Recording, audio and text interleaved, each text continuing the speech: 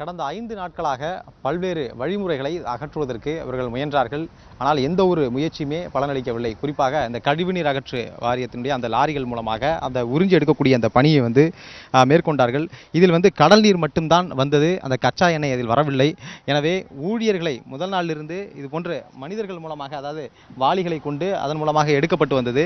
இதிலே அதிக அளவு ஒவ்வொரு நாளும் அதிகமாக இதில் எடுக்கக்கூடிய அந்த அளவு என்பது அதிகமாக இருந்ததனால அதிகமாக இதற்கு ஊழியர்களை 2 நாட்களாக பயன்படுத்தியிருக்கிறார்கள். 1000க்கும் மேற்பட்ட ஊழியர்கள் இந்த பணியில் அவர்கள் ஈடுபடுத்தப்பட்டிருக்கிறார்கள். அதாவது தற்போது உணவு இடைவேளை என்பதனால அவர்கள் எல்லாமே ஓய்வுக்கு சென்றிருக்கிறார்கள். இன்னும் சிறிது நேரத்தில் இந்த பகுதியில் மட்டும் பார்த்தோம்னா, தற்போது நாம் நின்று கொண்டிருக்கக்கூடிய பகுதி எர்ணாவூர் ராமகிருஷ்ணா நகர். இந்த பகுதியில் மட்டும் பார்த்தோம் என்றால் இதே போன்ற வரிசையில் நின்று அந்த வாளிகளில் எடுக்கிறார்கள் அல்லவா, அதே போன்று ஒரு 10 வரிசையில் இந்த பகுதியில் அவர்கள் நின்று கொண்டு ஒவ்வொரு வரிசையாக அந்த வாளிகள் மூலமாக அவர்கள் எடுத்து வருகிறார்கள். இதன் மூலமாக சுலபமாக எடுக்க முடிகிறது என்று அவர்கள் தெரிவிக்கிறார்கள். ஏனென்றால் அதற்கு சாதகமாகத்தான் காற்றினுடைய திசையும் இருக்கிறது. காற்றினுடைய திசை நீரோட்டமும் இந்த பகுதியில் வருவதனால அந்த கடல் பரப்பில் இருக்கக்கூடிய அந்த கச்சா எண்ணெய்கள் முழுவதுமாக இங்கு தான் வருகிறது. அதாவது இந்த ராமகிருஷ்ணா நகர் இந்த பகுதிக்கு தான் வருகிறது. அதிக அளவு, அதாவது சென்னையில் இந்த பகுதியில் இருந்த எண்ணூரிலிருந்து அவர்கள் நீலாங்கரை வரை இது ஒவ்வொரு இடங்களில் திட்டத்திட்டாக படர்ந்திருந்தாலும் இந்த பகுதியில் தான் அதிக அளவு டன் கணக்கில் இந்த இடத்துல தான் இருக்குது.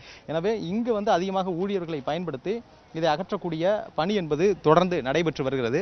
இன்று மாலைக்குள்ளோ அல்லது நாளை மதியத்திற்குள் இது முடிவடையும் என்று அதிகாரிகள் தெரிவித்திருக்கிறார்கள். அதாவது கடலிலிருந்து ஒரு 2 கடல் மைல் தொலைவில் இது நடந்தது. அங்கிருந்து கச்சா எண்ணெய் படலமானது திட்டத்திட்டாக பரவி வருகிறது. அது அந்த நீரோட்டத்திற்கு ஏற்ற வகையில் அது கரையை நோக்கி சேர்ந்து வருகிறது. இந்த பகுதியில் மட்டும் பார்த்தோம்னா அதிகமாக இங்கே கரை ஒதுங்கி இருக்கிறது. அப்படி இவர்கள் இப்படி மனிதர்களை கொண்டு அகற்றியதன் மூலமாக இதுவரை 40 டன் கச்சா எண்ணெய், எந்த ஒரு கலப்புமே இல்லாமல் 40 டன் கச்சா எண்ணெய் அகற்றப்பட்டிருப்பதாகவும் 27 டன் நீரோடு கலந்த கச்சா எண்ணெயை அகற்றியிருப்பதாகவும் துறைமுக அதிகாரிகள் தெரிவித்திருக்கிறார்கள். இங்கிருந்து அகற்றப்படக்கூடிய அந்த கச்சா எண்ணெயானது அது பேரல்கள் மூலமாக கொண்டு சென்று அது கண்டெய்னர் லாரிகளில் அது துறைமுகத்துக்கு கொண்டு செல்லப்படுகிறது. அது பின்பு அதிலிருந்து இருக்கக்கூடிய நீர் பிரித்து அந்த கச்சா எண்ணெயை தனியாக பிரித்து எடுக்கக்கூடிய பணி என்பது நடைபெற வரும். அப்படி இதுவரையில் மட்டும் ஒரு 67 டன் கச்சா எண்ணெய் நீருடன் கலந்தது அகற்றப்பட்டிருப்பதாகவும், மேலும் இந்த பகுதியில் பார்த்தோம் என்றால் ஒரு 20 டன் கச்சா எண்ணெய் இருக்கும் என்று தெரிவித்திருக்கிறார்கள். இந்த பணியை இது அகற்றக்கூடிய பணி என்பது இன்று மாலைக்குள்ளோ அல்லது நாளை மதியத்திற்குள் முடியும் என்று தெரிவித்திருக்கிறார்கள். இதே போன்று பல்வேறு இடங்களில் இருக்கு. அதாவது திருச்சினாங்குப்பம் என்ற அந்த பகுதியிலும் ஒரு சில இடங்களில் கரை ஒதுங்கி இருக்கிறது. காசிமேடு மீன்பிடி துறைமுகத்திற்கு முன்பு ஒரு சில பகுதிகளில் இது கரை ஒதுங்கி இருக்கிறது. மெரினா கடற்கரை, பெசன்ட் நகர் கடற்கரை, திருவான்மியூர், நீலாங்கரை போன்ற பகுதிகளிலும் மணற்பரப்பில் அந்த அலை அடிக்கும் பொழுது அந்த மணற்பரப்பில் போய் இது போன்று படர்ந்திருக்கிறது. இதையெல்லாம் அகற்றக்கூடிய பணி என்பது அங்கங்கே நடந்து வருகிறது. இந்த பகுதியில் தான் அதிகமாக படர்ந்திருப்பதனால இங்கே அதிகமான ஊழியர்கள் இதை அகற்றக்கூடிய பணிக்கு அவர்கள் பயன்படுத்தப்பட்டிருக்கிறார்கள். இந்த கச்சா எண்ணெய் கலப்பால் கடல் பரப்பில் ஏராளமான கடல் உயிரினங்கள் செத்து மிதந்தன. குறிப்பாக கடல் ஆமைகள் அதிகமாக செத்து மிதந்தன. இதனால் பொதுமக்களிடையே ஒரு அச்சம் நிலவியது. கடல் மீன்களை, இந்த கச்சா எண்ணெய் கலந்திருக்கக்கூடிய இந்த மீன்களை சாப்பிட்டால் பொதுமக்களுக்கும் பாதிப்பு ஏற்படும் என்ற ஒரு அச்சம் பொதுவாக நிலவியதனால மீனவர்களுடைய வாழ்வாதாரம் முழுமையாக பாதிக்கப்பட்டிருப்பதாக அவர்கள் வேதனை தெரிவிக்கிறார்கள். இங்கே இந்த பகுதியில், அதாவது விசைப்படகு மற்றும் கட்டுமரம், ஃபைபர் படகுகள் மூலமாக இவர்கள் மீன் பிடிக்கிறார்கள். இப்படி காசிமேடு மீன்பிடி துறைமுகத்தில் மட்டும் பார்த்தோம் என்றால் ஒரு நாளைக்கு 30 கோடி ரூபாய்க்கு அந்த வர்த்தகமாகிறது. மீன் விற்பனை என்பது அந்த வர்த்தகம் நடைபெறுகிறது.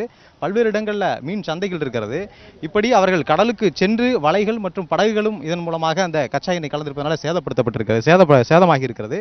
இப்படி சேதமாகி இருப்பதும், அதே போன்று கடலுக்கு செல்லாமல், இதன் காரணமாக கடலுக்கு செல்லாமல் இருந்ததனாலும், அதே போன்று ஆழ்கடலில் சென்று மீன்பிடித்து வந்த அந்த மீன்களும் விற்பனையாகாதனாலும் இப்படி பல கோடி ரூபாய் மீனவர்களுக்கு இழப்பு ஏற்பட்டிருப்பதாக அவர்கள் தெரிவித்திருக்கிறார்கள். இந்த நிலையில்தான் மாசு கட்டுப்பாட்டு வாரியம், மீன்வளத்துறை ஆகியவைகள் பல்வேறு இடங்களில் கடலில் பிடிக்கப்பட்ட பல்வேறு வகையான அந்த மீன்களை கொண்டு சென்று அதை ஆய்வுக்கு உட்படுத்தினார்கள். அதை சமைத்து எந்த விதமான பாதிப்பும் ஏற்படாதா என்பதை பரிசோதனை செய்தார்கள்.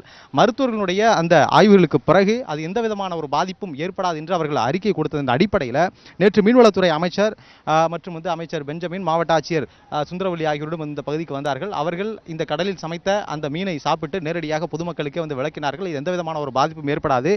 எனவே மீன்களை வழக்கம் போல நீங்கள் வாங்கலாம் என்று அவர்கள் தெரிவித்தார்கள். அது கடற்படை மற்றும் கடலோர காவல் படைக்கு சொந்தமான அந்த கப்பல்கள் செல்லும் போது அது பின்னாலேயே ஒரு இது போன்ற அந்த ஆயிலை எடுக்கக்கூடிய ஒரு கருவி பொருத்திய ஒரு சிறிய கப்பல் ஒன்று செல்லும்.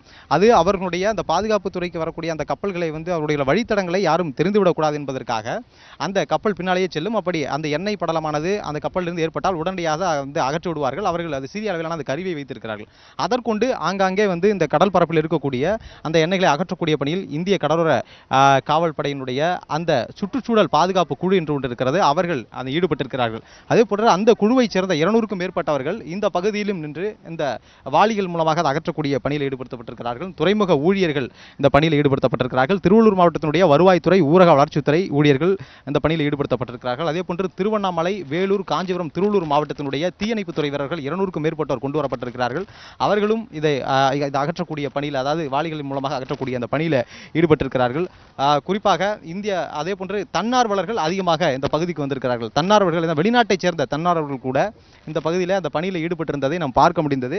அவர்கள் இங்கே வேலை செய்யக்கூடிய அவர்களுக்கு, இந்த பணி செய்யக்கூடியவர்களுக்கு அவர்கள் பழச்சாறு கொடுப்பது மற்றும் தேநீர் ஆகியவற்றெல்லாம் கொடுப்பது போன்ற பணிகளையும் கூட தன்னார்வலர்கள் செய்து வருகிறார்கள். இப்படி பல்வேறு துறைகளைச் சேர்ந்தவர்களும் தன்னார்வலர்களும் இந்த அகற்றக்கூடிய பணியில் ஈடுபட்டிருப்பதனால இந்த பணி என்பது மற்ற தொழில்நுட்பங்களை கொண்டு எடுத்திருந்தால் கூட இந்த அளவிற்கு எடுத்திருக்க முடியுமா என்ற ஒரு கேள்வி ஏற்படுத்துகிறது.